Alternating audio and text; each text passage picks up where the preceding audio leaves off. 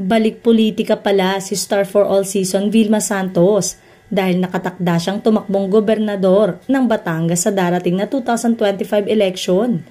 Ito ang kinumpirma ni Christy Fermin sa kanyang programang Christy Ferminate. Inanunsyo ni Christy Fermin na tatakbong gobernador si Ate V ng Batangas at katandem niya ang panganay na anak na si Luis Manzano na kakandidato na Vice Governor. Habang ang anak naman ni na Ate V at Ralph Recto na si Ryan Christian ay tatakbong congressman ng 6th District ng Batangas.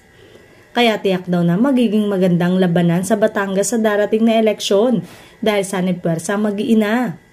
Matatandang na mahinga sa politika si Ate V since 2022 matapos nga ang mahabang taong paninilbihan sa Batangas bilang mayor, governor at congressman. Samantalang si Luis naman ay matagal na talagang nakakatanggap ng offer na pumasok sa mundo ng politika.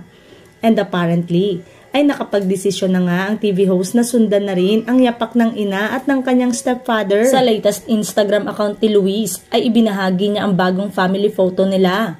Makikita sa larawan nila sina Ate V, Ralph, Ryan Christian with their dogs at ang mag-asawang Lucky and Jessie Menjola. Kasama ang anak nilang si Baby Peanut. Manzano Santos Recto ang simpleng caption ni Luis. Ngunit paano kaya ang programa ngayong kumpirmado na nga ang kakandidatong Vice Governor of Batangas si Luis? Sino nga kaya ang napipisil na papalit sa TV host actor bilang kahaliling nito sa Rainbow Rumble? Parami ng paraming netizen ang pumuri sa show dahil sa pagiging informative nito, pati na rin sa sayang dinadala nito tuwing weekend.